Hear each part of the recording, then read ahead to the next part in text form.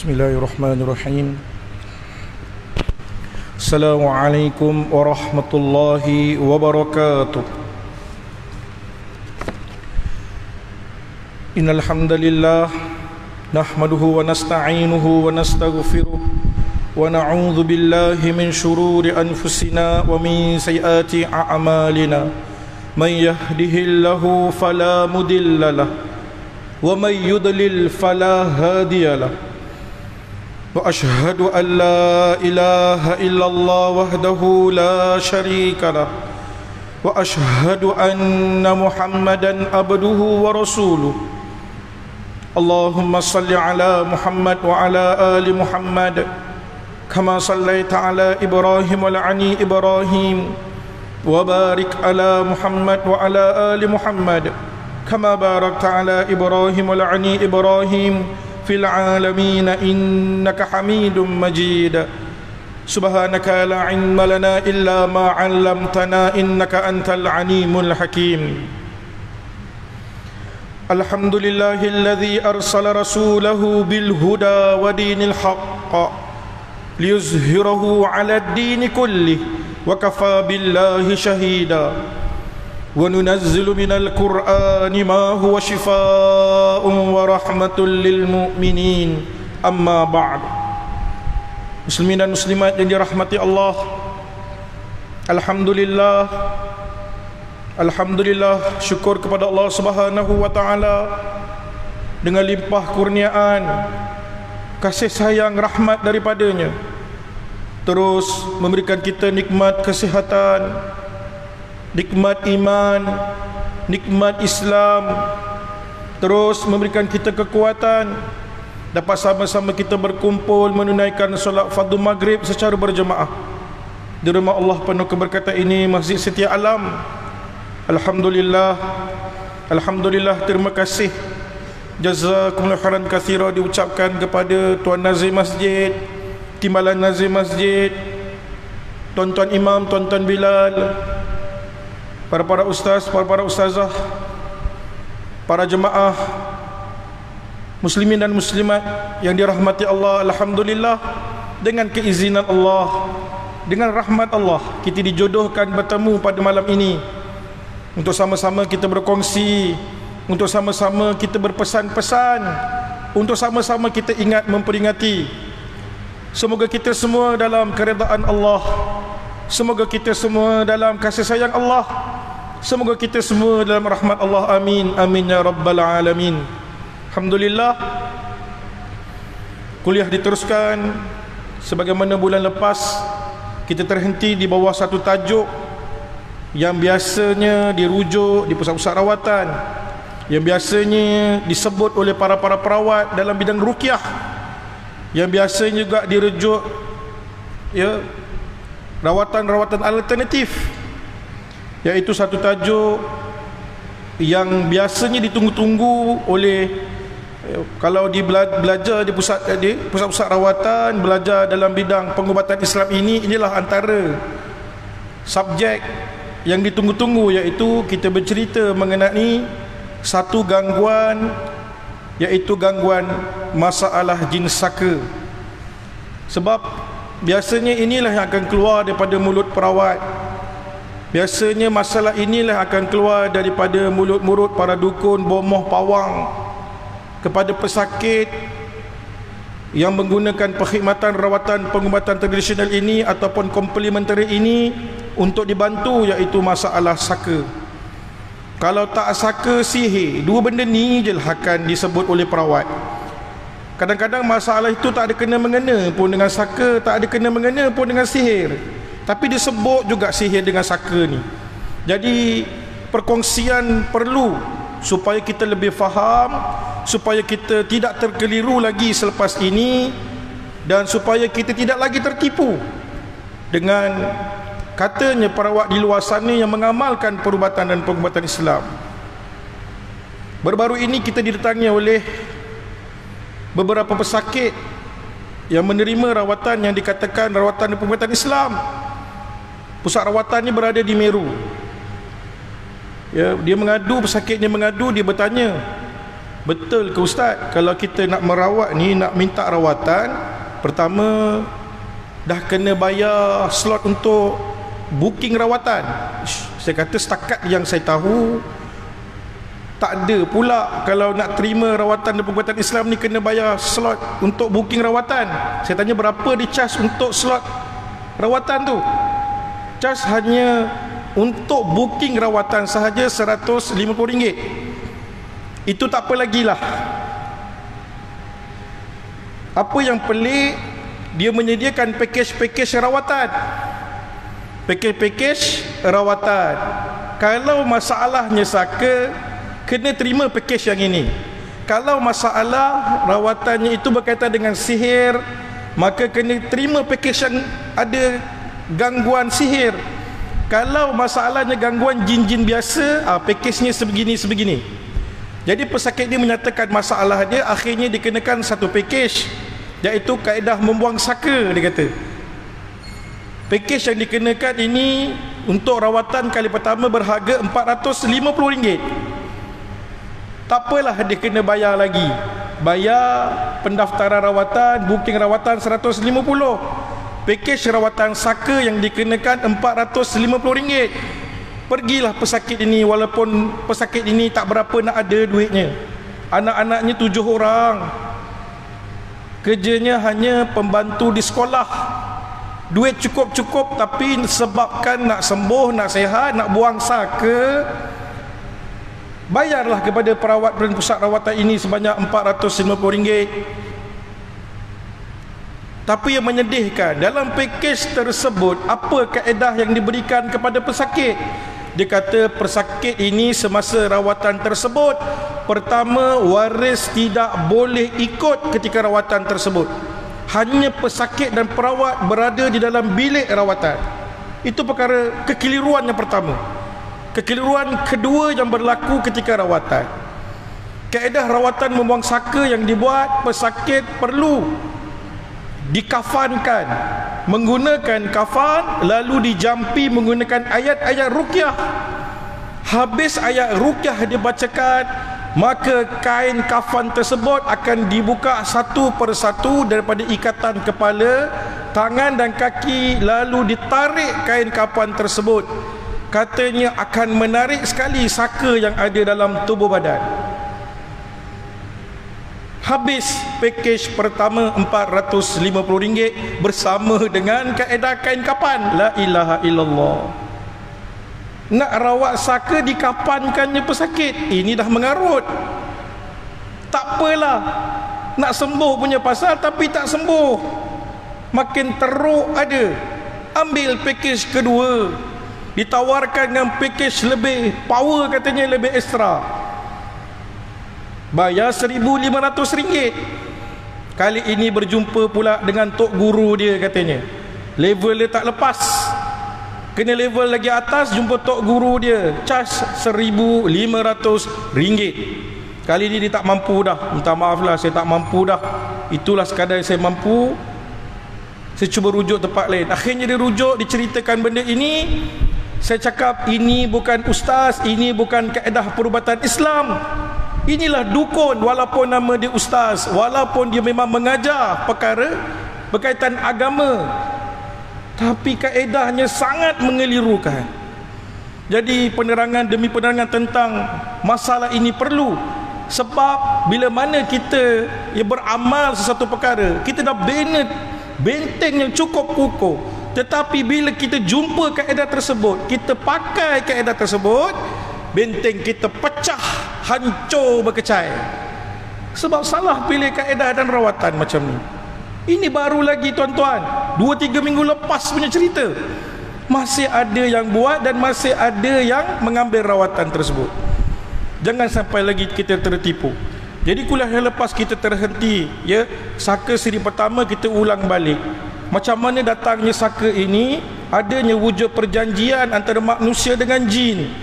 Termeterainya satu perjanjian dengan niat untuk bersahabat menggunakan jin dan menjalinkan hubungan dengan jin. Jalinan perhubungan ini terbahagi kepada 3 hubungan yang utama. Pertama, dia ikat perjanjian hanya untuk ambil jin ini bertujuan untuk bela-bela sahaja. Yang kedua, dia ambil jin ini dengan tujuan dijadikan sebagai sahabat ataupun kawan dia. Mula-mula bela, tak cukup power katanya. Macam bela ikan, bela ayam. Tak cukup hebat, ambil pula yang lain jadikan sebagai sahabat dan kawan dia. Ikut pergi mana-mana. Tak cukup power lagi ni, ada lagi power. Dia panggil lagi satu, iaitu dijadikan syaitan dan jin ini sebagai saudaranya. Inilah 3 jenis perhubungan yang ada diwujudkan antara jin dan manusia. Kajian daripada Dr. Amran Kasimin, Universiti Kebangsaan Malaysia. Macam mana orang-orang dulu dibuat perjanjian dan apa jenis perjanjian dibuat? Ini antara 3 perjanjian, 3 jenis hubungan yang mereka ada. Hanya ambil untuk bela-bela sahaja, hanya untuk jadikan sebagai kawan atau sahabat, atau yang paling yang kita katakan agak kuat, bila dia ambil jin ini sebagai saudaranya. Sebab cara atau ritual setiap pengambilan jin ini dijadikan sebagai balaan berbeza. Untuk jadikan sebagai kawan berbeza. Untuk jadikan sebagai saudara lagi berbeza.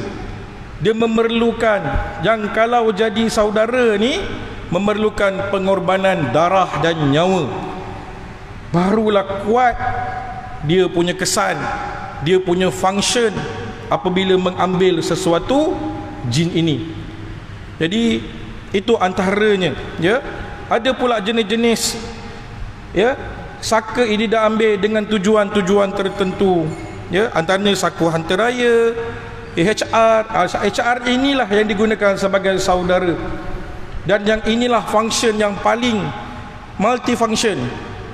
Kalau dia ambil segala bela, contoh dia ambil belaan seperti harimau, dia ambil belaan jin itu seperti buaya dan sebagainya, yang wujudnya bomor dan pawang buaya. Ada yang katanya saka harimau. Ini semua tujuan untuk membela saja, dengan tujuan-tujuan tertentu lah. Dia ambil dengan tujuan-tujuan tertentu. Ada yang ambil pendekar, saka pendekar. Ada yang ambil jin ini sebagai saka bomoh, pawang, perdukunan untuk perubatan. Ya, jadi bila dia ambil yang jenis HR ini, sebab kalau pergi pusat rawatan jarang disebut hantu raya. Perawat akan sebut apa? HR. Kita mula-mula tercengang juga. Apa HR ni? Human resource ke? Human resource ke? Bukan. Hantu raya. Dia bisik, hantu raya. Oh, hantu raya. Rupanya kerja dia multifunction. Dia jaga boleh, bantu dalam jaga kebun boleh, berubat boleh, pendekar boleh, segala-galanya dia boleh. Sebab nak ambil dia, ritual dia memerlukan perbuatan dosa dan maksiat antara yang paling besar. Kena declare bahawa iblis tu dah jadi sebagai saudara. Kan syirik akbar tu boleh terbatal tak iman? Confirm. Siapa buat perlu syahadah semula ni. Sebab dia dalam masa membacakan mentera-mentera untuk panggil benda ni, antara ritualnya kan kena pergi busuk jantan. Dah tak ada dah dia punya anak-anak dalam busuk tu. Busuk jantan duduk kat situ tengah malam, sediakan colok, kemenyan, segenggam nasi putih, segenggam pulut kuning, telur ayam, titisan darah. Mentera baca. Mentera tu saya tak berani nak baca kat sini. Kan ada yang merasuk nanti. Ada mentera-mentera dibacakan. Antara isi kandung mentera tersebut mengandungi pemujaan kepada iblis. Jadi ini satu perkara syirik akbar jika dilakukan. Itu antara perkongsian lepas. InsyaAllah hari ini kita sambung siri yang kedua, iaitu saka siri kedua, salah faham yang berlaku tentang kefahaman masalah gangguan ini. Ada setengah orang mengatakan kalau adanya gangguan saka ini, bila nak matinya susah. Kan? Ini dah hujung-hujung ni lambat dia nak pergi ni. Kan? Apa susah sangat, dah 7-8 hari tak meninggal-meninggal ni. Dah cabut dah bantuan pernafasan, tapi masih bernafas lagi. Ni dah hujung-hujungnya ni, dah tak mampu apa-apa, tapi 3 ekor ayam diminta 2-3 bulan sebelum meninggal, ayam 3 ekor diminta. Ini bukan perkara mainan. Banyak kes kita jumpa. Biasanya perawat ini akan dipanggil waktu bila? Waktu orang tengah nazak. Ustaz, boleh minta datang rumah tak? Orang kata mak saya ni ada saka, sebab tu susah nak pergi. Nafas dia jadi teruk. 3-4 malam macam tu. Betul ke saka ini boleh menyebabkan kematian seseorang itu jadi sukar, dan saka ini boleh menahan kematian seseorang? Tidak. Ini satu pernyataan yang tidak benar. Itu dah bahagian pesakit tu. Tidak akan cepat sesaat, tidak akan lambat walaupun sesaat kematiannya. Yang hanya berkuasa menahan kematian hanya Allah Subhanahu wa taala. Jin, saka, apa pun tidak boleh menahan kematian seseorang. Jadi perbetulkan kefahaman ini. Kadang perawat ni suka sebut, ni ada ilmu yang tak selesai lagi ni. Ni ada jin, saka tinggalan nenek moyang masih ada tu, yang susah sikit dia nak pergi ni. Kena buka bumbung atap. Biasa kan? Pergi duduk tengah, atap kena buka. Perlu ke buat benda tersebut? Tidak perlu. Tidak perlu. Satu pengalaman yang cukup mahal berlaku pada kami. Apa yang berlaku? Ketika pesakit diruqyah di satu rumah di Tanjung Karang, peristiwa ini berlaku. Waktu tu hari Jumaat, ya, hari Jumaat pagi dalam pukul 11. Jadi saksi pelajar-pelajar saya bawa 3 orang pelajar tahfiz saya sekali. Apa yang berlaku ketika itu? Pesakit ni memang dalam keadaan nazak. Kita ruqyah, bacakan doa-doa, moga Allah permudahkan urusan dia. Bacakan beberapa ayat-ayat pembatas sihir. Apa yang berlaku ketika itu? Tiba-tiba ribut peti, ribut campur peti, angin yang cukup kencang, habis segala apa yang ada dekat dinding. Dia letak periuk belanga semua dekat tepi-tepi dinding, susunan-susunan perut semua jatuh bertebaran. Memang menyeramkan. Saya ingat benda ni dalam cerita berlaku. Tidak, rupanya betul. Adakah ini salah satu tanda daripada gangguan saka ke atas pesakit? Saya katakan tidak. Kemungkinan ada gangguan-gangguan yang lain. Ya, memang ketika nak matinya seseorang, syaitan akan datang sedaya upaya untuk menyesatkan manusia. Dia akan bisik dan terus bisik supaya menjadikan iblis dan syaitan ini sebagai Tuhannya. Itu memang kita tahu dah. Yang ganggunya itulah, bukan sakanya. Nak takut-takutkan kita je. So jangan percaya kalau orang kata akhir hujung seseorang ini bila susah nak mati sebab adanya saka dalam badan. Hati-hati bila nak bercakap dengan seseorang yang sedang diuji ketika itu. Sakit hati kalau dengar. Apa perasaan kita yang terlantar tu kalau ayah kita, atuk kita tengah nazak, orang kata dalam badan dia ada jin. La ilaha illallah. Tak patut betul keluar statement semacam tu. Yang kedua, saka hanya diwarisi melalui susu galur pertalian darah sahaja. Tidak. Kefahaman seterusnya, salah faham yang seterusnya, ada orang kata saka ni ya, dia berlaku terkena gangguannya mengikut sesiapa yang ada susu galur darah sahaja. Orang lain tidak akan kena. Tidak semestinya. Saka boleh berpindah melalui perawat. Contoh, saya memang dapat ilmu ini daripada keturunan-keturunan saya, daripada nasab saya, daripada leluhur saya. Adanya membela untuk tujuan berubat. Lalu jin yang ada pada saya akan pergi pindahkan kepada pesakit. Itu jadi masalah saka kepada pesakit tersebut, dengan cara perpindahan melalui perawat yang membela. Perawat itu memang ada gangguan, akhirnya gangguan pada perawat pergi kepada pesakit. Tidak ada kena-mengena dengan susu galur pun, tidak ada kena-mengena dengan pertalian darah pun. Tapi boleh kena tak? Boleh. Jadi salah faham tentang saka yang kedua ini hanya diwarisi melalui susu galur darah, tidak semestinya. Saka daripada jin Islam tidak perlu dibuang, boleh dijaga dan digunakan. Ada setengah perawat dia tengok, ini yang jaga baik, benda putih, yang jaga ni Muslim, dia memang dah ada di keturunan kamu yang baik-baik ni, rugi kalau dibuang, sayang nak dibuang. Ini lagi satu pernyataan yang paling tak betul.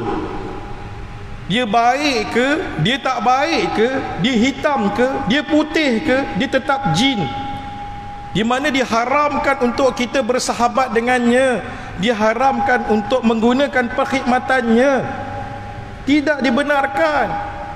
Syekh Dr. Wahbah Zuhaili mengharamkan, Syekh Wahid Abdul Salam Bali mengharamkan, fatwa wilayah persekutuan juga mengharamkan. Cukuplah tu, banyak dah. So jadi tidak ada yang menyatakan tidak boleh kita membela, walaupun katanya saka yang ada ini adalah jenis daripada yang baik-baik. Kadang-kadang dia tak sebut saka. Sekarang ada ustaz yang sebut benda leluhur. La ilaha illallah. Tak nak sebut saka lah, takut hantu jin sebut leluhur. Lembut sikit bunyi dia, padahal benda sama. Yang jaga ni jin nasab. Sama je, nasab ke leluhur ke sama, tetap gangguan jin saka. Yang seterusnya ada beberapa, kadang-kadang kita ini terkeliru dengan perbezaan antara gangguan, jenis-jenis gangguan yang berlaku kepada manusia. Suka buat tuduhan, suka buat andaian-andaian yang tidak tepat dengan diagnos yang tidak tepat. Akhirnya kaedah itu salah, pesakit tidak sembuh. Itu contoh salah faham yang berlaku tentang masalah gangguan saka ini. Macam mana kita nak tahu seseorang ini telah diganggu masalah ini, serangan-serangan daripada jin, masalah saka ini? Kalau kita buka kajian Dr. Amran Kasimin tentang kitab-kitab perubatan Islam ini, saka ini juga satu daripada cabang sihir, satu daripada amalan-amalan sihir. Jadi bila kita tahu tentang ia, jadi mudah untuk kita atasi. Jadi macam mana kita nak diagnos benda ni? Macam mana kita nak tahu seseorang ini telah diganggu dengan masalah gangguan jenis saka ini? Kita ada 4 cara nak melihat seseorang ini telah terkena gangguan makhluk halus yang disebut sebagai saka ini. Diagnos yang pertama yang biasa kita gunakan adalah, biasanya kita akan bertanya dan mengadakan sesi soal jawab kepada pesakit, ataupun dia menjawab soalan-soalan yang kita berikan melalui simptom-simptom gangguan yang ada pada pesakit. Kadang-kadang pesakit itu tahu dia telah diganggu masalah gangguan sakit ini. Macam mana dia tahu sakit itu berada dengan dia?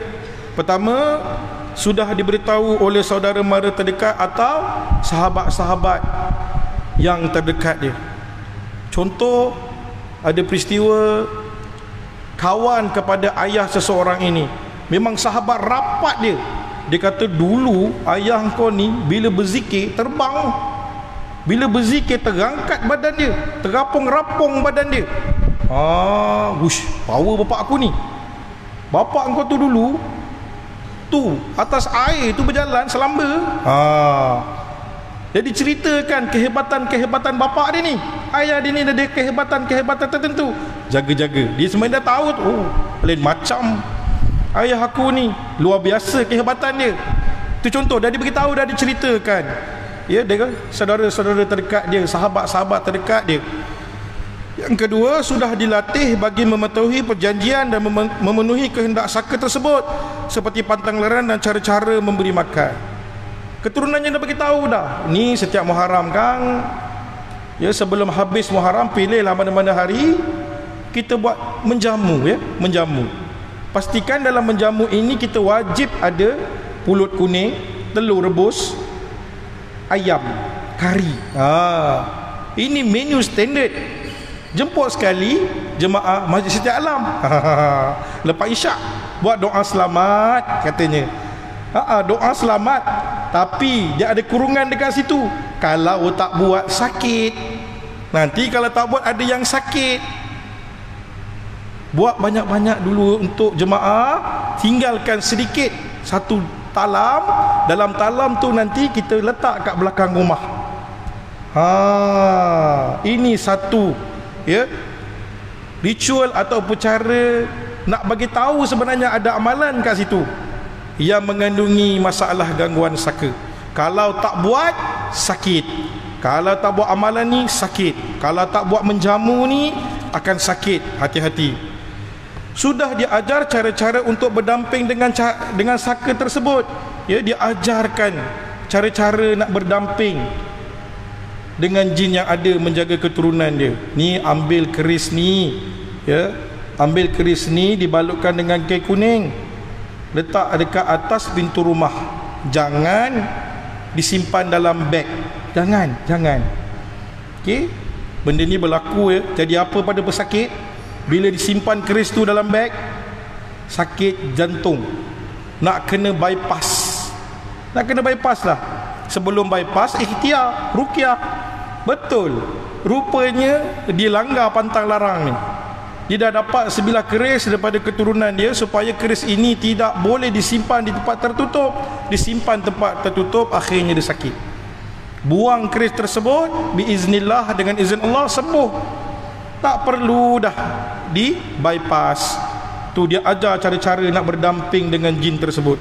Seterusnya sudah menerima saka tersebut secara sedar daripada keluarga yang membelanya. Sebelum meninggal, atuknya dah sebut bulat-bulat dah, serah akad kepada cucunya.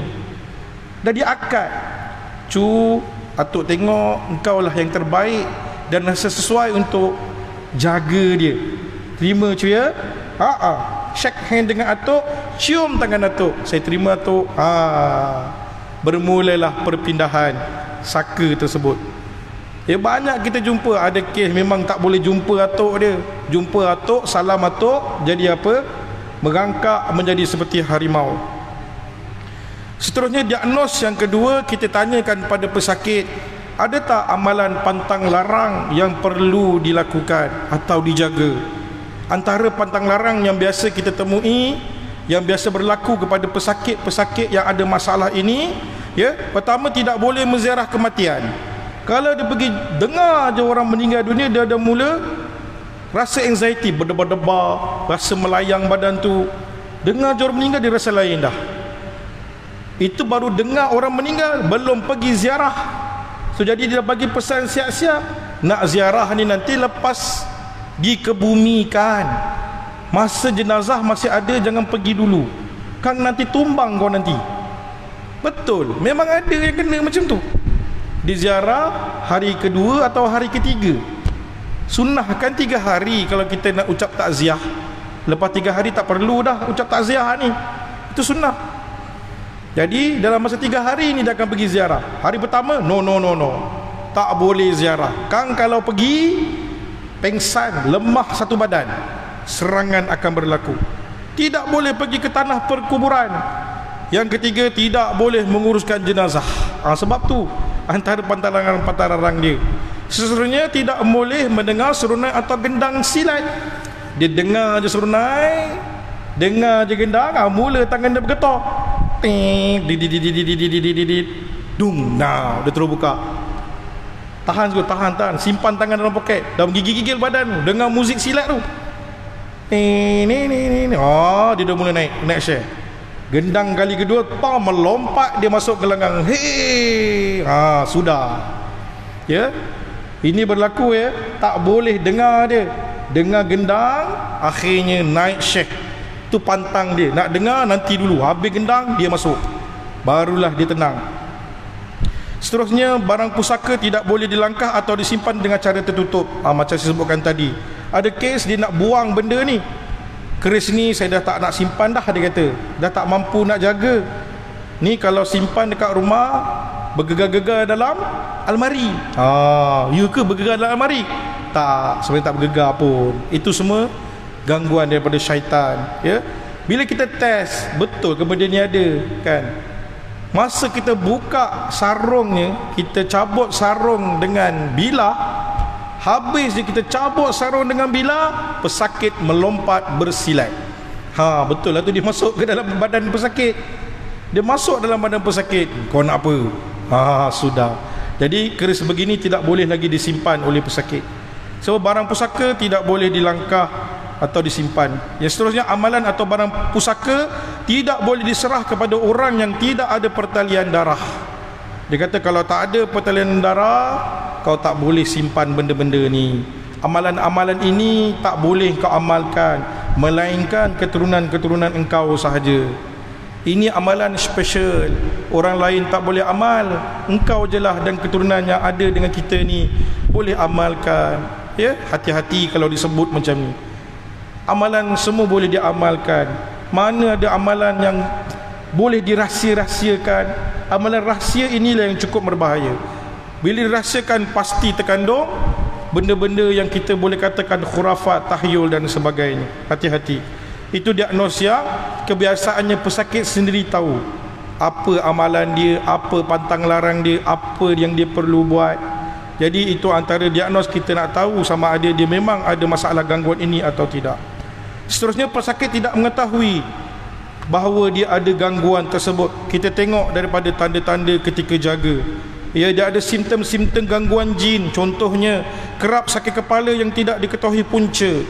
Orang ada gangguan sakit ini juga mudah jadi panas baran, fikiran dia mudah terganggu, lemah dan sakit tubuh badan yang tidak dapat dijelaskan melalui perubatan moden, terutama kawasan sakit dia sebelah kanan badan. Biasanya gangguan ini dia akan menyerang sebelah kanan badan. Ada tanda-tanda anxiety, dia mudah rasa cemas, berdebar-debar, terutama lepas asar ke atas. Seterusnya, sukar ibadah dan sukar meninggalkan maksiat. Dia memang liat nak beribadah. Kalau buat maksiat, dialah nombor satu.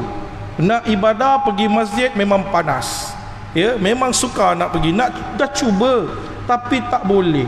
Pergi kejap aja boleh. Nak keluar masjid ni secepat yang mungkin. Singgah masjid, singgah buang air kecil. Tak solat pun, singgah masjid sebab nak buang air kecil. Ada jin dalam badan tu. Terdapat ahli keluarga lain mempunyai sakit fizikal yang sama, terutama sakit-sakit seperti berikut: mental, sakit mental, ada mental illness, diwariskan penyakit mental, kanser dan lain-lain. Dua penyakit ini yang biasa kita jumpa lah. Kalau dah dalam ahli keluarga tu, ahli keluarga ni ada, ahli keluarga belah kakak pun ada, ahli keluarga keluar abang pun ada, lebih baik cek, buat rawatan ruqyah juga.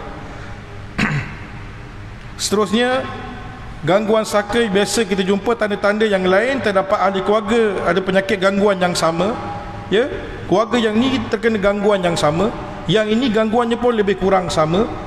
Kakak jumpa jin berbulu, belah keluarga belah abang pun jin tu berbulu juga, belah adik bongsu yang hujung pun berbulu juga. Macam sama je. Kadang-kadang dia boleh memesyuarat.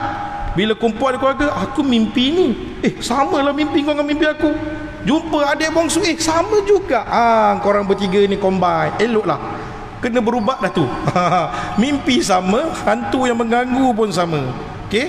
Orang lain pernah melihat pesakit walaupun pesakit tak ada tempat tersebut. Hati-hati. Jiran dah pergi bercuti tu dekat US, tapi kat rumah tengok ada lagi kat rumah tengah makan. Siapa yang kat rumah tu? Ada tak berlaku? Ramai. Kat setiap alam Ustaz, akan habis kuliah kan, Ustaz nanti sengok datang rumah, saya tak tahulah jiran saya dah tak ada, dah pergi lama, tapi saya tak nampak ada benda kat situ. Hati-hati. Pesakit mempunyai latar belakang keluarga bomoh, pengamal ritual khurafat. Latar belakang dia memang ada jenis yang boleh menjadi bomoh. Boleh bersilat, berubat tanpa belajar, dapat ilmu daripada mimpi dan ilham. Dia boleh bersilat tanpa belajar, dapat ilmu-ilmu ini daripada mimpi. Biasanya datang daripada mimpi. Bagi ilmu ni itulah saka yang datang. Hati-hati. Nak dapat ilmu mana datang daripada mimpi? Kena belajarlah, berguru, duduk berlutut dengan guru, bertalaki musyafahah, buka kitab, baru betul. Bukannya datang daripada mimpi lepas tu ajak orang daripada ilmu mimpi. La ilaha illallah. Ajarkan zikir-zikir daripada mimpi. Teruskanlah bermimpi. Nanti yang datang tu syaitan boleh mengajar daripada mimpi. Itu tanda-tanda ketika jaga. Tanda-tanda ketika tidur, biasanya kita akan tanya pesakit, sering tak bermimpi haiwan buas seperti harimau, buaya, monyet, haiwan-haiwan jenis buas? Ya, ini mimpi rama-rama ustaz, saya mimpi rama-rama. Bukanlah tu. Mimpi rama-rama, ya. 2, sukar tidur malam. Sukar tidur malam ni pastikan kita tanya pesakit 3 malam berturut-turut. Hari pertama, malam pertama tak boleh tidur, terkebil-kebil mata. Hari kedua terkebil-kebil juga lagi. Hari ketiga pun sama, tak boleh tidur. Direct 3 hari tak boleh tidur. Pergi hospital cek ada masalah atau tidak. Doktor kata sihat, sila cek, takut-takut ada gangguan. Kalau dia selang-seli, hari ni tak boleh tidur, esok boleh tidur, besok lusa tak boleh tidur balik, itu bukan gangguan. Biasanya gangguan dia bagi direct 3 hari dan ke atas. Yang mimpi mendapat barang pusaka seperti keris, alatan mengubat dan lain-lain.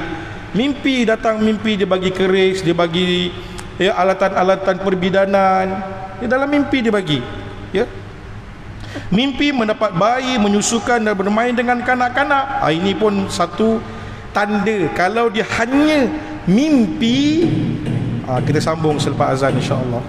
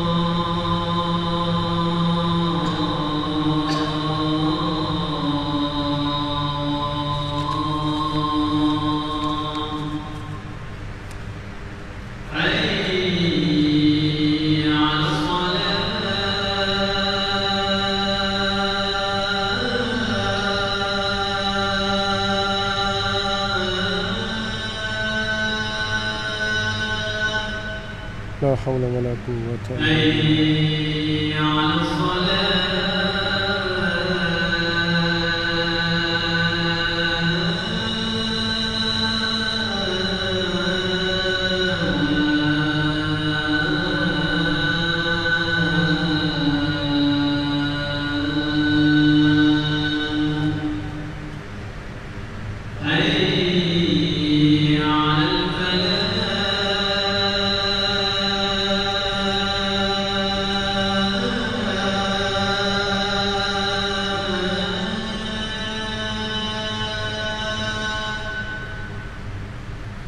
حي على الفلاح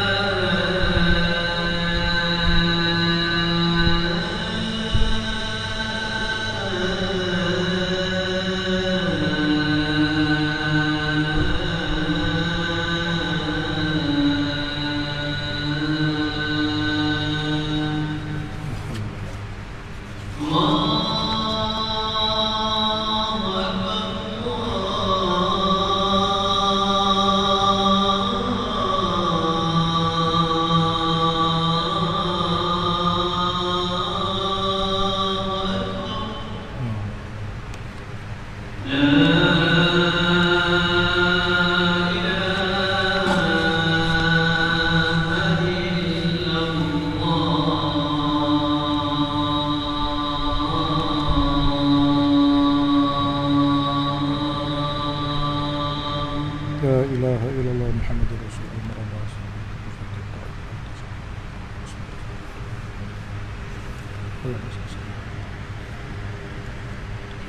InsyaAllah kita sambung dalam 5 minit lagi.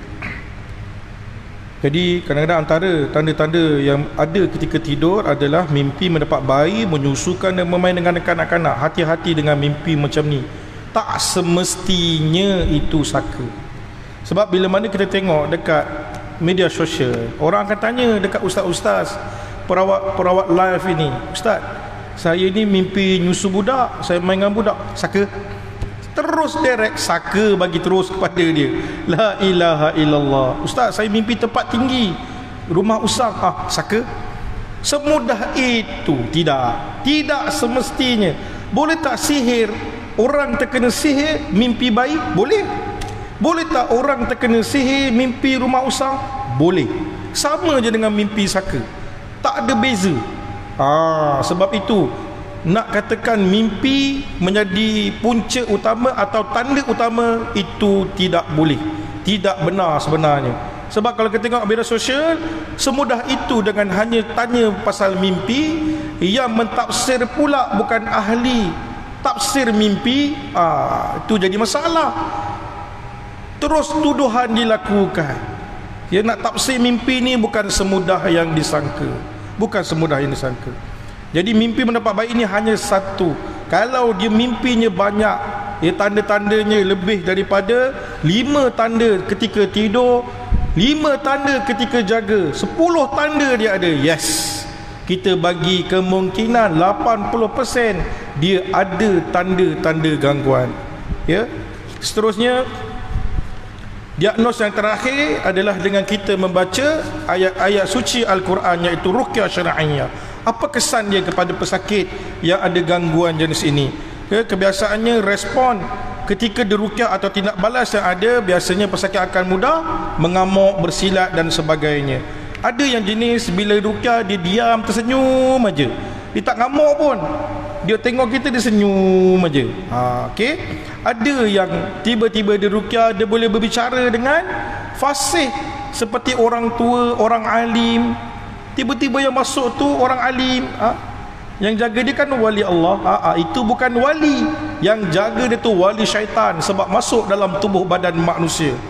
Ada juga yang bila kita ruqyah, dia mudah sangat sedawa. Ruqyah sedawa, tak ruqyah tak sedawa. Hati-hati tuan-tuan. Dan ada yang mudah pengsan. Bila kita ruqyah, tak sampai 5 minit tiba-tiba dia pengsan. Dia separuh sedar apa yang berlaku. Jika ada tanda-tanda ini, kita boleh bagi A lah.